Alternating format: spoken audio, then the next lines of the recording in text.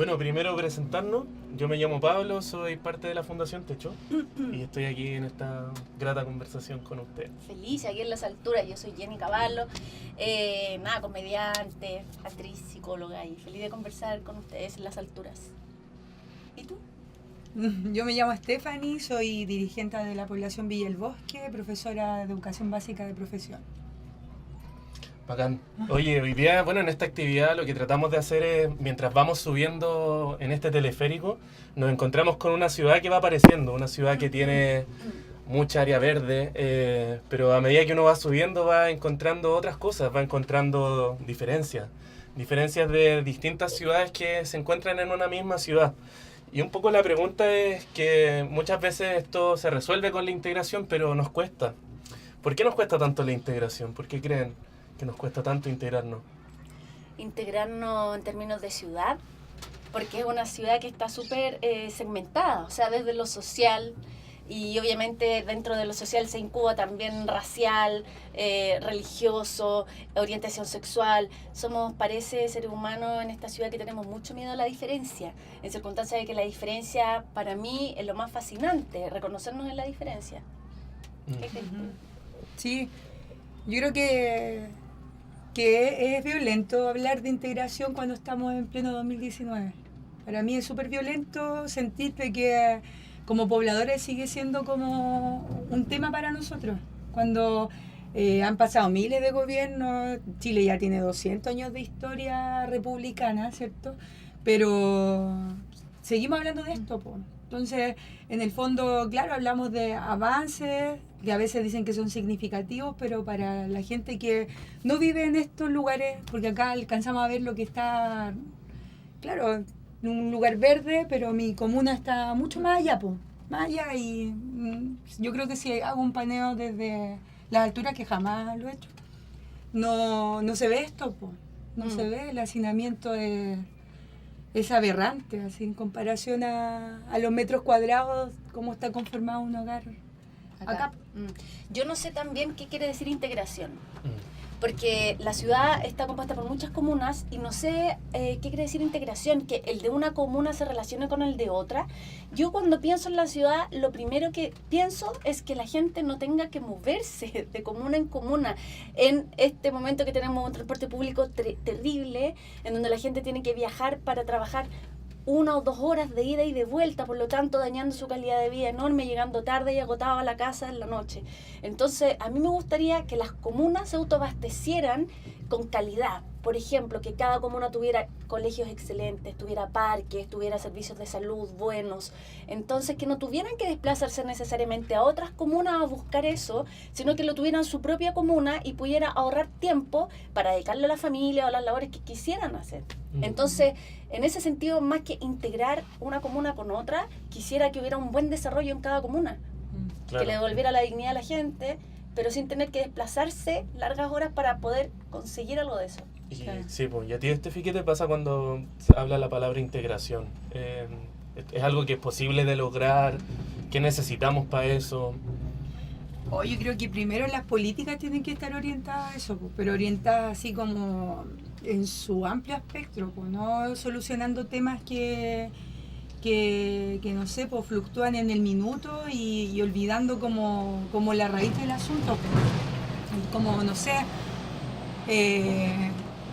como que siento ya, hablamos por ejemplo de una comuna no súper importante que tengan un teatro, porque lo cultural también es parte de esto, por cierto, pero por ejemplo nosotros como vecinos del sector norponiente de La Pintana tenemos un teatro que hoy es maravilloso, pero no tenemos acceso fácil a eso, y eso también es parte de la integración, pues. Entonces, ¿Por qué no tienen acceso? porque si el vecino quisiera ir a ver una obra de teatro, él tiene que poner 1.600 pesos, que es lo que sale el tránsito, de ida y de vuelta, hacia el centro de La Pintana, porque no hay una conectividad como algo que nos facilite el poder llegar allá, entonces el adulto mayor termina encerrado igual en su casa. Entonces hablamos de integración dentro de la misma comuna. Claro, Hablemos también. de integración dentro de la misma comuna. Sí, pues. Claro, pero también así como a nivel macro también es fuerte, porque a pesar de que se intentan hacer como estas cooperaciones entre una comuna y otra, que de repente una tiene ciertos servicios y trata como de generar estos vínculos, igual no hay una resolución de problemas de fondo, pues, ¿cachai? No pasa por eso. Y Estefi, ¿cómo lo veías en el día a día lo que pasa en la Villa del Bosque? ¿Cómo tú sentís que existen ahí esas diferencias? ¿En qué momentos tú lo has visto dentro de la experiencia que lleváis como dirigente? No, pues, o sea, en el día a día, creo que no hay integración cuando el vecino tiene que cambiar en el currículum su dirección, pues. O sea, ¿Lo hacen? lo hacen. Sí, dan el teléfono de otro lugar cuando era el teléfono fijo y no el de la casa porque, o si no daban, esto es La Pintana. O no sé, hace poco una vecina, el año pasado fue que después lo resolvieron. Compró una lavadora en Falabella y no se la iban a dejar porque vivía en La Pintana. Entonces, cuestiones como precisas, puntuales que vimos, no sé, el hecho de no tener un parque, el no tener una plaza que esté equipada para los niños, el hecho de no sé, de tener que casi ponerse de acuerdo para que alguien te acompañe al médico porque el doctor no queda cerca. O sea, eso también habla un poco de eso. Y principalmente como tema infraestructural que tenemos nosotros como villa. Tenemos un tema de vivienda, de hacinamiento súper fuerte, donde hay una gran cantidad de allegados y eso también es un tema que habla de integración. Pues nadie ha hablado de eso, qué va a pasar con ellos, cuál es la solución que se le va a dar a los allegados. Son soluciones que pasan como muy a la rápida. Y Jenny, en tu caso, el humor y el stand-up también es un reflejo de la sociedad en la que nosotros vivimos. O sea, como que uno toca ciertos temas que son sensibles, otras cosas que nos hacen reír, otras cosas que nos ponen incómodos. Respecto a eso, ¿cuál es la mirada que tú tenés de la sociedad actual? ¿Estamos preparados para vivir juntos? ¿Cuáles son las etapas que tenemos que tener, al menos para poder creer en esa integración social? Mira, primero un paréntesis. Justo mira hacia allá, son las casas llenas de árboles, y miras hacia acá y casi no se ven árboles. Qué increíble, ¿no? Mano derecha y mano izquierda, como una línea así divisoria radical. Claro, el humor en el stand-up da la posibilidad de mostrar la realidad, de reírnos de nosotros mismos. Y en general cuando uno habla de temáticas sociales funciona, la gente se ríe porque todos sabemos que esto pasa, que esto es así y que lamentablemente es así. Ahora, no sé si reírnos nos ayuda a tomar cartas en el asunto. Yo creo que no. Es como que en el fondo es visibilizar temáticas, pero hasta qué punto eso trae consecuencias no lo sé. Por ejemplo, esta misma conversación es una conversación que nos va a servir para tomar conciencia de cosas tal vez, o para reflexionar, pero no sé si eso realmente es significativo en el momento de cambiar las condiciones de vida. Es una etapa previa. Ojalá las condiciones cambiaran y no sé, tiene que haber voluntad política y muchos recursos probablemente para que empecemos a romper las barreras y como consecuencia a hacer un cambio cultural también, un cambio de conciencia en donde da lo mismo la comuna en donde vivas, lo que me importa es saber quién eres, pero ese es un cambio cultural que requiere tiempo también. Brutal, sí, me acordaba mucho cuando tú mostrabas ahí ahora estas dos ciudades que vivimos que tampoco estas cosas fueron al azar, o sea, no fue algo que por generación espontánea se genera una ciudad así. Y hubo un momento en la historia de Chile donde familias que vivían en campamentos vivían al lado del Parque Arauco y estaba la posibilidad incluso de que familias pudieran tener su solución habitacional ahí. Y lamentablemente se generaron procesos de erradicación de campamentos que conformaron nuevas comunas en el sector sur de Santiago y nos muestra un poco la desigualdad brutal que vivimos hoy día como país. Yo me acuerdo cuando estábamos con Estefi en la sede, que nos contaba que esas cosas no eran al azar, o sea, de conformar estos conjuntos habitacionales que es una especie de caja de fósforo donde las familias crecen y las familias tienen que vivir en ese espacio y no pueden vivir ahí, pues. Entonces es brutal darse cuenta que también son cosas que no es al azar y uno lo piensa así como una fotografía de la realidad y dice, bueno, ahí están la gente que tiene más plata y la gente más pobre, pero fueron cosas planificadas y eso como lleva también una indignación.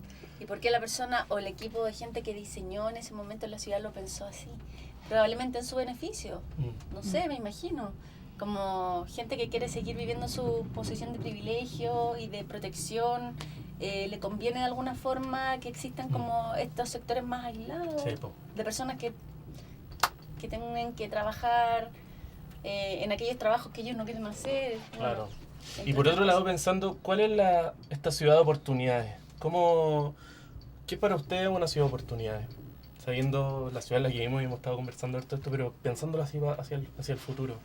Yo pienso que inicialmente es como que está asociado a tres ejes, que es educación, vivienda y trabajo.